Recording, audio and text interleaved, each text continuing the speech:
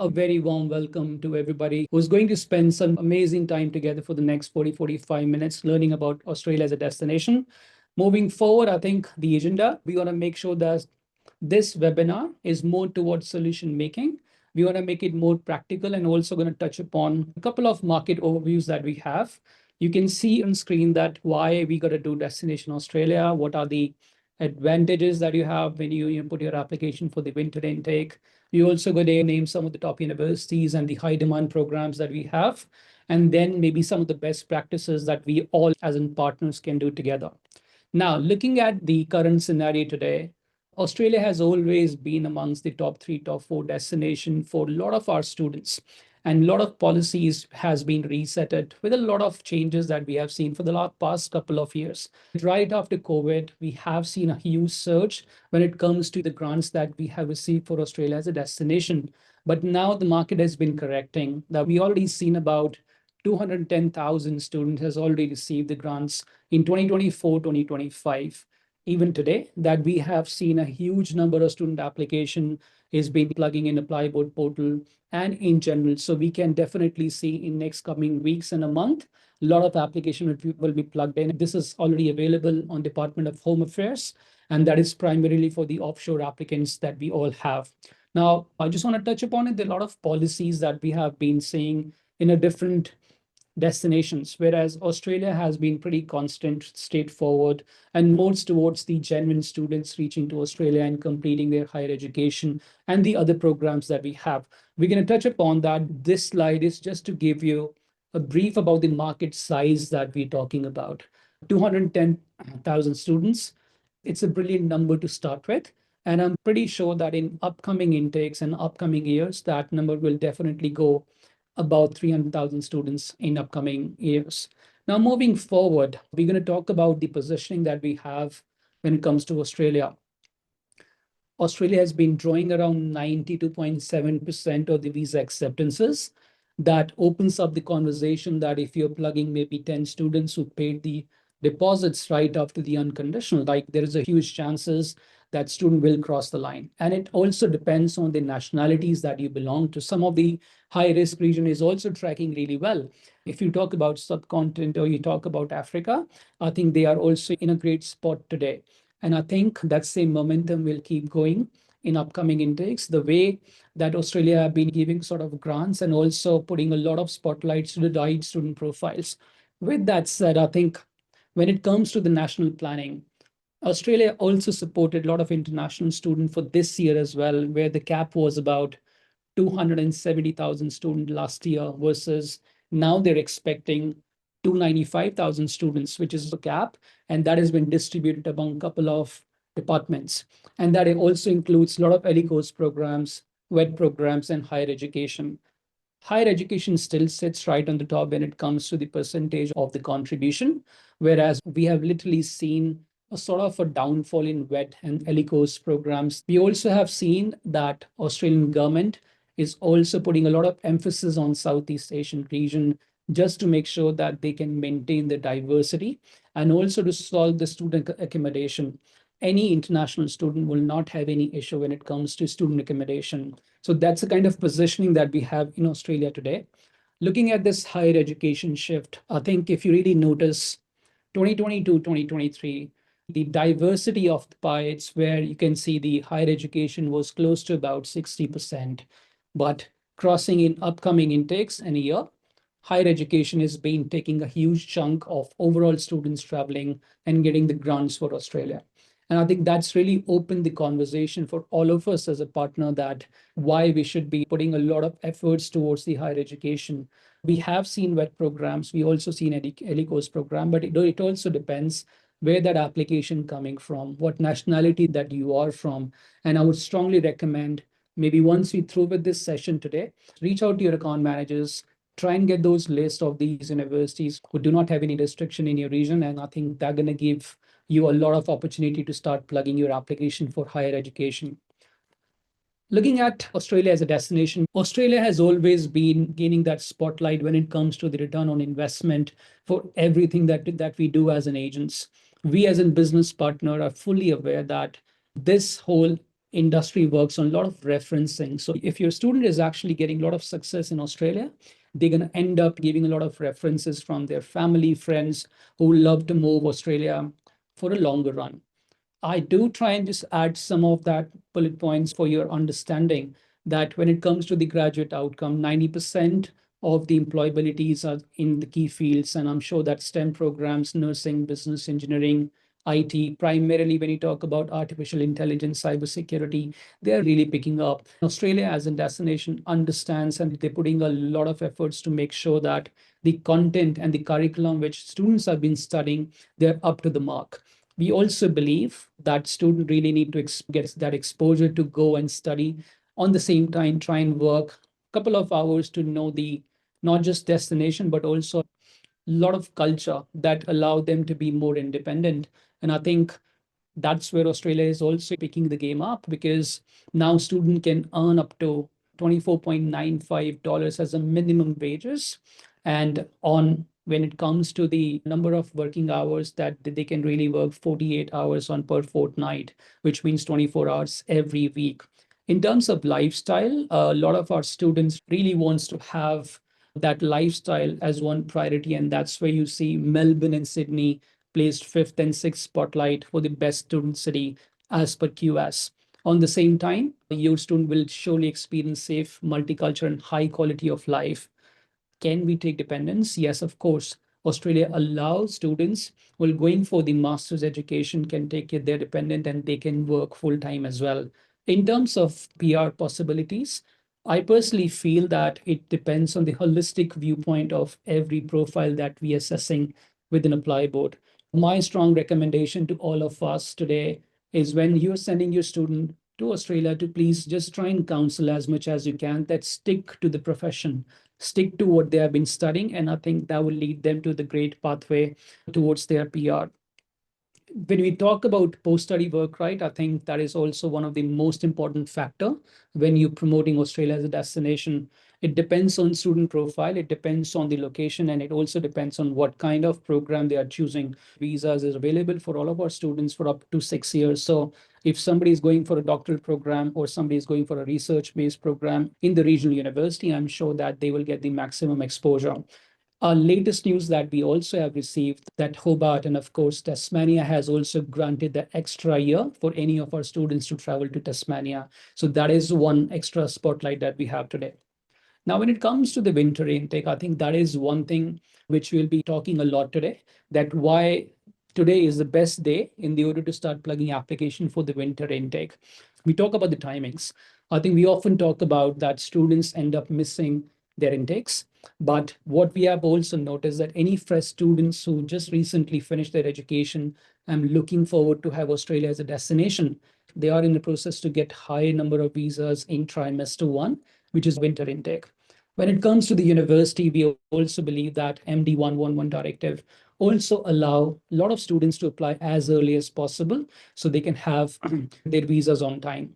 We also believe that a lot of departments and a lot of faculty has also seen a lot of surge when it comes to healthcare, IT, business analytics, and also a lot of marine sciences. And it's because Australia being an island, you see a lot of opportunity around the mining. You also see a lot of opportunity around hospitality as well.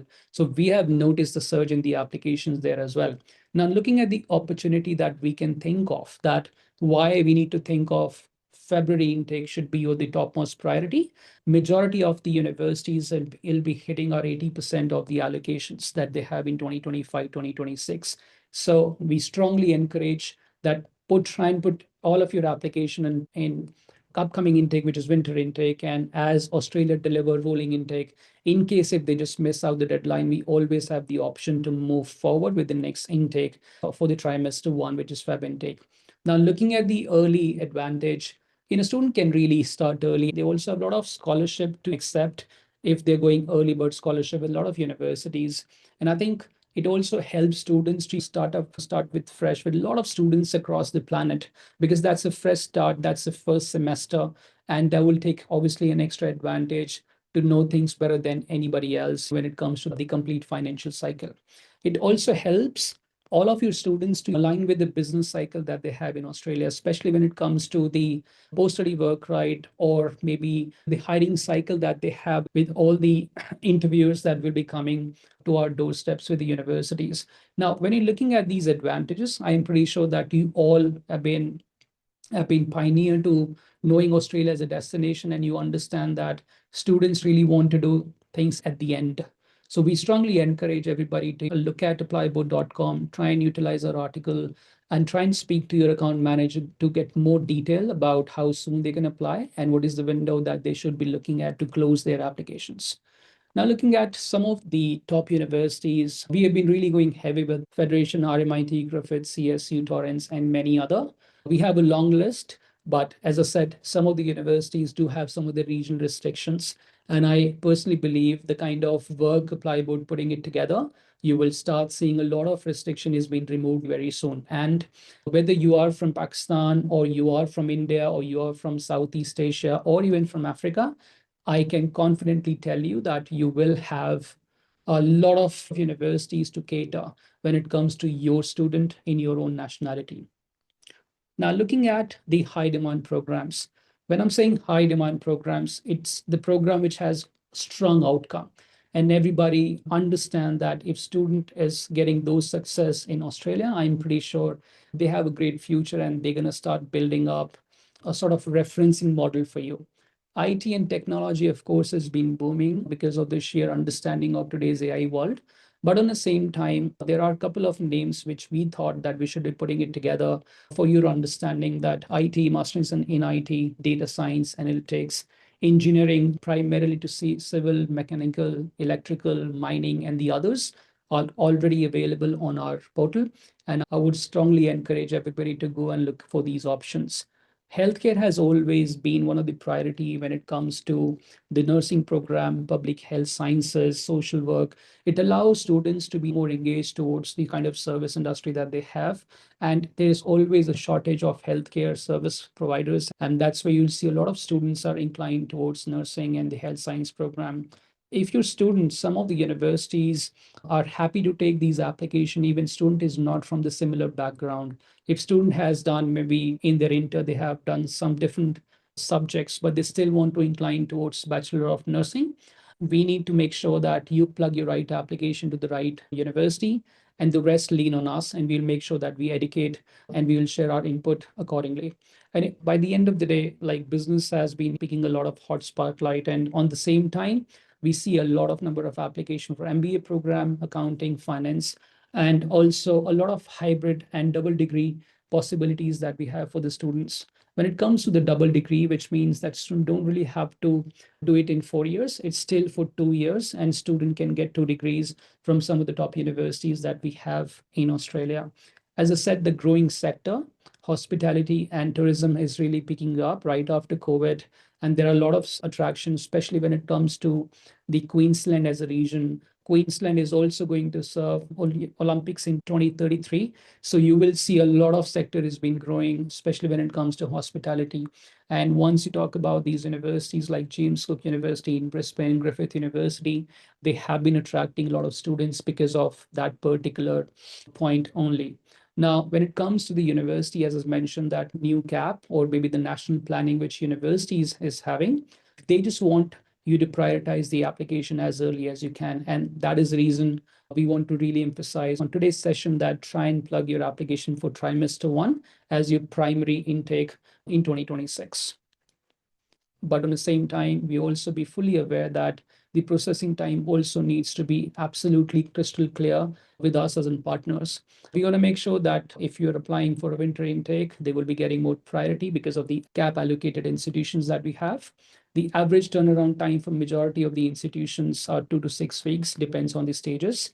And a lot of your students may get the extension, and it also depends on university to university. So stay in touch with us. We will be sharing more details by the end of this session. So you will have more updated information through our communication channels. When it comes to the financial requirements, as in partners, we have been getting a lot of inquiries around what do we need to show when it comes to clearing your GS or GTE. Genuine student test is basically to set up a tone that whether student is a genuine student, with the right intention to study in Australia. But on the same time, there is a certain parameters that we also need to look at. The first parameter is, of course, is having living cost plus first year of tuition fees along with $2,000 as a travel cost. When you really calculate this together, that gives you around close to $65,000 to $70,000. And that is what we have been requesting you to submit the documentation that can prove that you have that fund ready. Some of the universities has been demandingly asking these funds to be old as 3 to 6 months, and that alongside with a lot of documentation, which includes the bank statement, if you have been filing your income tax returns or maybe any documentation which proves that your sponsor is actually working actively to any organization, the sponsorship letter is also required. When it comes to proof of funds, I think documentation is really critical. Writing on SOP might not be the ideal way, but to put a lot of documentation to make your case as strong as possible. That's where the GS clearance start with. When it comes to the GS and GTE, university program receiving more favorable assessment because they have their threshold to beat as well. If you really remember that 296 students, that is what they have been targeting in upcoming intakes and for next year as well. They personally believe the last year they were missed out with a couple of thousand students, but they still want to see more students from different part of the world. Lastly, I think the relevant documentation has been absolutely important. That if you have been writing something on SOP, that SOP statement of purpose should match all the documentation that you have been submitting. And also to ensure that you tie up to your home country. We have seen some of the visa being rejected based on their economic tie-ups to their own home country. And that includes maybe what kind of funding that you have been sitting at, what your sponsors have been doing, what kind of assets that they're holding in their home country, and many other. So that's about the visa information that we have. We also try and summarize some of the cancellation reasons. And that's again, start with study gap. Australia really looking for a fresh student who can start as early as they can. However, they give 12 months of the sort of a threshold to dispute, and they want student to prepare for their English proficiency result and can take their time to understand that which course and which university are really suitable for them. So if you're a student having anything which is 12 months or less, you do not have to produce anything in the order to suffice that gap. But if you do have anything beyond 12 months, you should be submitting something as a gap proof that can include maybe the work related salary slips or bank statement or anything that student has been involved into. On the same time, the married student can also apply. Program duration is for about 2 years, and your student should and must finish 92 weeks of study in the order to move for the post-study work options. There are program relevancies that we have been getting a lot of cancellation that student has been doing a business program back in the home country, and now suddenly they just want to go for hospitality or maybe the catering program. The program relevance has been one of the most important factor which allow visa officer to grant you the access, right? So please make sure that if you have been putting some application, they should have a really strong reason. And that reason start with a lot of history with the student and their experiences. On the same time, I would strongly recommend to stick to the university or maybe the courses or the colleges which has been accredited. And we also need to know that where that funding come from. Gold loan, gifted money, agriculture, rental income, not completely acceptable. There are certain ways that in agriculture income or rental income, if you do have sufficient document to suffice, that is a legit source, we can surely look at case-to-case basis. Now, looking at the timeline, I think that one of the most important slide for today's session that we all should know that if I'll apply to apply board today, that what should be the timeline in the order to travel to Australia. So we don't take a lot of time to review your application. We are in the process to submit within 1 day. Or if we have any other requirements, you can get maybe conditional offer letter within a week. Majority of the universities have around 1 week. On the same time, if you're submitting the documentation, after submitting back to the university, that takes around maybe a week or 2 weeks to release the unconditional. You should only be paying your fees once you receive your unconditional offer letter. Please do not pay any of your tuition deposit or anything primarily to conditional offer letter. There are some universities, maybe hardly one or two, do have application fees but majority of them, they do not have any fees. So please make sure that your student only pay once they receive the unconditional offer letter. Once we receive the tuition deposits and the other documentation, we will be going forward and apply for COE, which is confirmation of enrollment. We will be getting it back from the university within 3 days' time. Once we receive your COE, Apply Board is offering a visa assistant, which is absolutely free and complimentary for all the applications and all of our partners today. We'll make sure the visa outcome is out probably in 4 to 6 weeks' time. We have been lucky that we are also getting our visas within the same day as well, which is possibly called an auto grant that we submit and couple of minutes that you see because it's an e-visa. So you don't have to wait for a couple of weeks. The intention is absolutely crystal clear that if we're submitting the right student to the right university with the right documentation, I think you will be able to get your visa as early as you can think of. Now, some of the best practices, try and submit as early as you can to avoid any delays or miss out on any deadlines.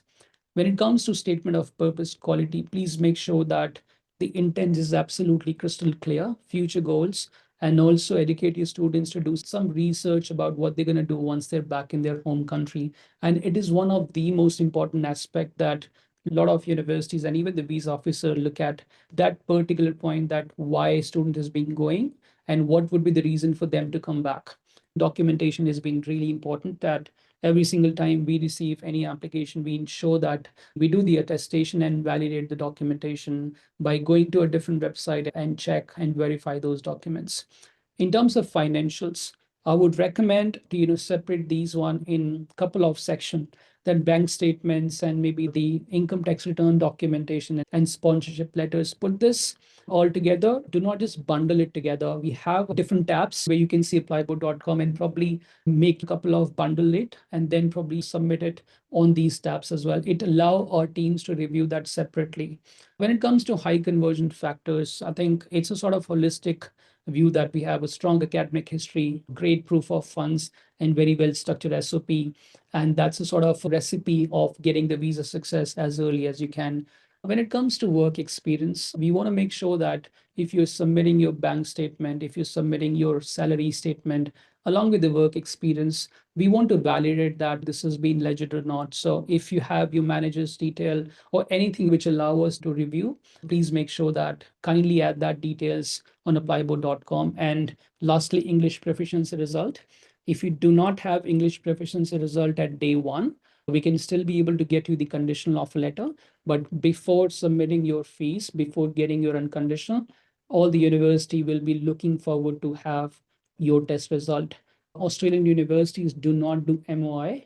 So that is a mandate requirement that we have. And if you can really point it out, all the details that we have on your screen, if you even understand all the points, I'm pretty sure that your journey with the Plyboard will be absolutely frictionless and we will be able to submit majority of the application and gather a lot of visa grants in upcoming intakes. The last thing I think which I'm going to cover is the current trend, which we mentioned. The universities are now account of 75% of all the student visas. And looking at WET and the ELICOS has been dropped for the last year. And we are also seeing the growing demand in Asian market that not only includes Nepal, Bangladesh, Sri Lanka, but also Southeast Asia primarily. And that's where the emphasis of Australian government as well. They want to make sure that there has been diversifying a section of students sitting in the classrooms. When it comes to the insights from the market, having said that, the surge in these departments will definitely help you to put the right application to the right university. When it comes to healthcare, IT, business, hospitality, we have seen a huge growth in that as well. Also, we have noticed that a lot of tier one, tier two, tier three cities collectively growing. Tier one cities has always been the spotlight, but tier two and tier three cities are also getting a lot of demands for Australia as a destination. So similarly, when it comes to Australia as a region, instead of Sydney, Melbourne, or Brisbane, now students has been looking forward to have a regional campuses where they can stay back for an extra year. Primarily when it comes to regions like Port Macquarie, Wollongong, which is pretty close to Sydney, now student wants to really navigate there as well. We have more targeted cap than Canada blanket approval, which means the opportunity and the pie size that we have in Australia is huge. And that's what's obviously comprises to give 296,000 students next year. Government is also prioritizing Southeast Asian student and the cap, which has been increased by 25,000 students from the last year. I want to make sure that this webinar is going to help you to understand Australia as a destination. Every single case has been different. And as I said, we do have a team back in India, Bangladesh, Sri Lanka, who can help you. And we're also in the position to expand if it really requires. We also believe Australia works beautifully well if they can speak to you. So we also opened a lot of communication channel, so you can reach out to us. Khushbu probably going to share some of the details that they have in terms of community and maybe the communication channels that we have. Khushbu, over to you. Thank you so much, Rohit. It was a splendid session. I personally loved everything you shared. I'm sure it would be helpful for everyone who heard today and knew more about Australia as a destination. We'll be taking questions shortly. Before that, I also wanted to share that we do have a rich WhatsApp community. Thousands of fellow partners are already part of it, where we keep sharing latest information, updates, promotions, and many other things which you can be updated about through Apply Board. It is a platform where you can make use of to get more information at the right time so that you do not miss on anything new happening in and around Apply Board. And I'm holding this screen for a few seconds so that you can scan this QR code and can join the community directly if you have not joined it already. I also want to happily announce that we are gearing up for our TRW 2026, which many of you would already be knowing that is our biggest event, which Apply Board hosts for all the partners and institutions, which is the platform for everyone to interact and set foot for the next upcoming year and throughout the journey and what is happening, new announcements, products, and how should we be working together to make the student recruitment and student mobility as a venture possible and successful for everyone.